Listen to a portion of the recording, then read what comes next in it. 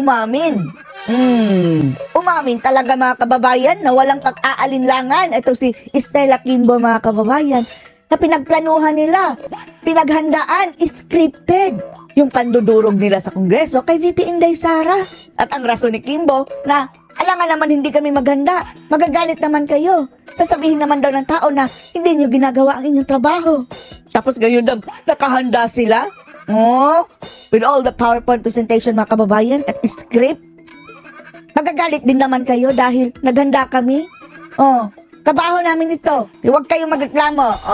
Parang ganyan mga kababayan. Ito sinabi ni Kim Butiki, Kim Bulos-Los, Kim Bulok. Na ang sabi ng mga netizens, from rags to riches na mga kababayan, na simula nung naging kongresista, ay sosyal na. By the way mga kababayan, isa pala itong si Stella Kimbo mga kababayan sa lubos-lubos na nakinabang dito sa flood control na inalaan ng gobyerno. Dahil ang kanyang distrito ay ang flood capital of the world na Marikina, na hanggang ngayon ay bumabaha pa. Taga Marikina, narito po ang inyong kongresista si Kim Bulos-Los na pinadaluyan ng flood control project sa Kongreso. Panoorin po natin ha. Ano hong reaksyon nyo dito? Babasahin ko lang sinabi ni Vice President Sara Duterte. Alam na nila kung anong gagawin nila bago pa kami pumunta sa plenaryo ng House. Wala talagang denial mga kababayan ha. Yung pagkukunwari man lang na hindi naman ginawa yan. Affirmative talaga ang sagot nitong si Kim Butiki, Kim Bulos-Los. Meron na silang nakahandang PowerPoint presentation, meron na silang nakahandang audiovisual presentation, meron na silang nakahandang script na basa. So parang pinalalabas mo niya, scripted ang ginagawa niyong hearings. Scripted. Stick to the plan. House of Representatives, talagang meron ng desisyon bago pa man mag-hearing. Meron ng desisyon bago pa man mag-hearing. Expected natin mga kababayan na i-deny nila, pero syunga din itong si Kimbo indirectly mga kababayan, inamin. Well, kabayan, actually, pag hindi po kami handa sa mga ginagawang trabaho, pag kami naman po ay handa sa aming trabaho, kami din naman po ay pinupulaan. Pinupulaan daw sila mga kababayan kung hindi sila handa. Kung handa naman daw sila, pinupulaan pa rin. Hello! Sinabi ba namin na hindi kayo handa? Ang sabi, planado nyo na, scripted nyo na. Simulat sa pool pa lang, may decision na. Let's stick to the plan Yun nga mga kababayan, inamin indirectly. Hindi dininay ha? Documents po, tungkol po sa confidential funds ay sinabina po ng House noong hearing po ng COA. At alam nyo ba itong mga dokumento ng COA mga kababayan? Yung notice of disallowance na ginagamit nila ngayon, na-notice pa lang naman, coincidentally, minadali po yung inilabas mga kababayan few days before sa hearing ni VP Sara. Planado ba? Yan ang sinasabi namin Kimbo. At bakit ginagamit nyo itong issue kay Sara gayong 99% naman ng nasa Kongreso ngayon mga kababayan ay possibly na-issuehan naman ng notice of disallowance. Hindi pa yan final. Oy, Kimbo, ginamit nyo na. Nag-aantay pa nga ng sagot kay VP Sara mga kababayan up to February next year. Tapos ngayon, pinalabas na nila ng kurakot si Sara. Nakuha po namin ang documents na yan bago po mag-hearing para sa Kaya yan ang sabi ni Sara mga kababayan na very dangerous daw itong ginagawa ng Kongreso na hinahalongkat na nila itong mga dokumentos ng COA na hindi pa natatapos.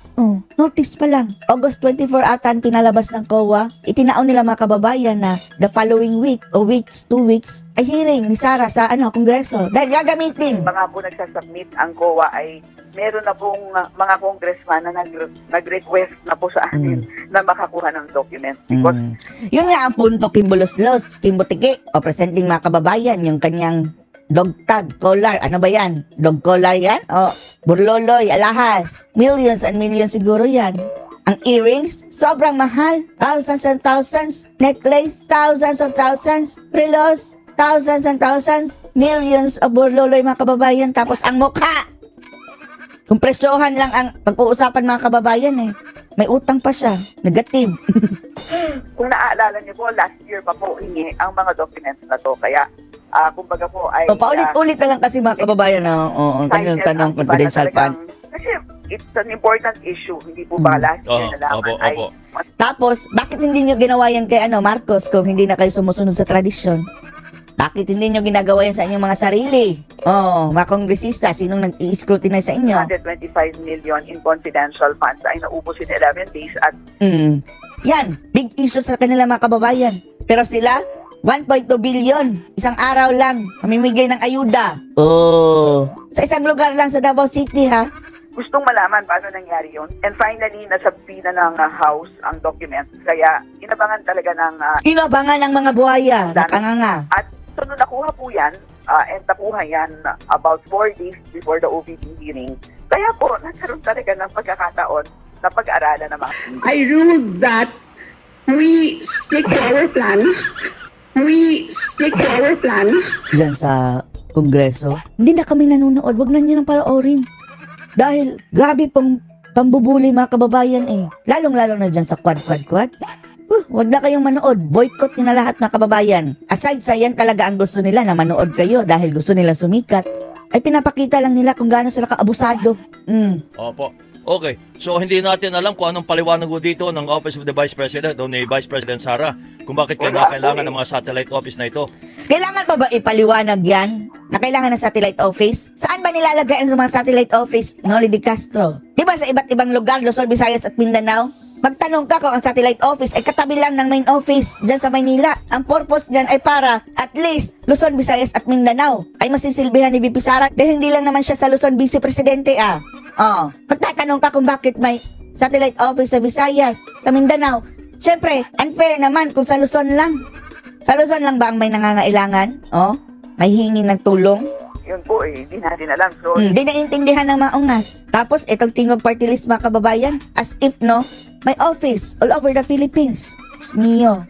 Mas marami pa, 100 plus ata mga kababayan ang satellite office ng Tingog Party List. po naging, kumbaga po sana, inasahan natin kung siya po ay nakarating nung at the second hearing ay napaliwanag po niya. Hindi ba yan napaliwanag kung saan gagamitin ng ang kanyang budget? Nag-present na nga siya Thorough presentation po mga kababayan. Doon napunta. Lahat ng dokumento. Dinisregard nila mga kababayan dahil dito sila sa confidential fund. Na hindi na nga humihingi si Sara ngayon Kung anong ginagawa nito. At, Opo. At kailangan ba to? Yung mga tanong. Paano ka mamimigay ng tulong kung wala kang opisina, ungas? Actually, yun ang mga tanong Kasi sa pagkakaalam namin, Sila rin ang nagkakaintindihan mga kababayan. Si Kim Butiki at ito si Kabayong Noli. first time po ng isang Office of the Vice President na magtayo po ng ganyan kadami pong mga satellite offices. First time dahil siya lang ang nakaisip niyan mga kababayan. Ang iba, walang pakialam. Meaning, walang paki sa kanilang trabaho. Kagaya mo, Noli de Castro, naging vice presidente ka. Anong nagawa mo? Pulpul ito si Noli de Castro mga kababayan Wala nga tayong alam na naging programa nito o kung mayroon man. Sa paper lang. Ito kay VP Sara, kumilos talaga. Nagpagawa ng opisina. Paano ka magtatrabaho kung wala kang opisina? At paano mo masisilbihan ang iba't ibang lugar kung wala kang main office? Ngayon lang po mga kababayan na itong vice presidente ay tumutulong at yan ang gusto ni VP Sara. Na kahit pa in the future, kahit hindi na siya, ipagpapatuloy yan dahil kahit kalaban pa yan sa politika, ay at least ang natutulungan dyan ay ang sambayan ng Pilipino. At isa pa, ang Vice President is under the Executive Department. May karapatan po siyang mamigay ng ayuda mga kababayan. Dahil trabaho po yan ng ehekutibo. Throughout the country. Kasi I'm sure kayo po, wala naman. Wala akong ganyan. Walang ganyan dahil pulpul ka Noli de Castro. Opo, ganyan. Wala nga permanenteng opisina ang Office of the Vice President hanggang ngayon. Anong ginawa mo? Wala. Yung Vice Presidente Noli, pwede mong gawin yan actually, pero hindi mo naisip. You have all the time in the world, pero hindi mo ginawa. Opo. Okay. So, Natawa pa. eksakto 733,198 million pesos ang nirekomenda nyo para sa Office of the Vice President. Eto na lang mga kababayan ang naiwan. Pangsahod na lang yan, pambayad sa renta, maintenance, kuryente, ganyan. Siguro kung may maiiwan dyan, kaunti na lang talaga mga kababayan. Pero anyway, huwag kayong mag-alala dahil maraming paraan si Sara Hindi yan titigil sa pagtulong mga kababayan. At marami yung donors. Yes po. Kahit pa tayo, pwede tayo maging donors, ambag-ambag tayo. So 733 million, Tapos, 198. Okay. ang mas malaking chunk niya mga kababayan, 1.2 billion ata yun. Ililipat doon sa DSWD para pang ayuda. Ano masasabi niya dito mga kababayan na wala talagang patumpik-tumpik? Inamin niya na scripted, planado. Mayroon ng desisyon mga kababayan bago pa lang mag-upisa ang pandudurog nila kay VP Sara. Ano masasabi niyo dito? Post or comments below.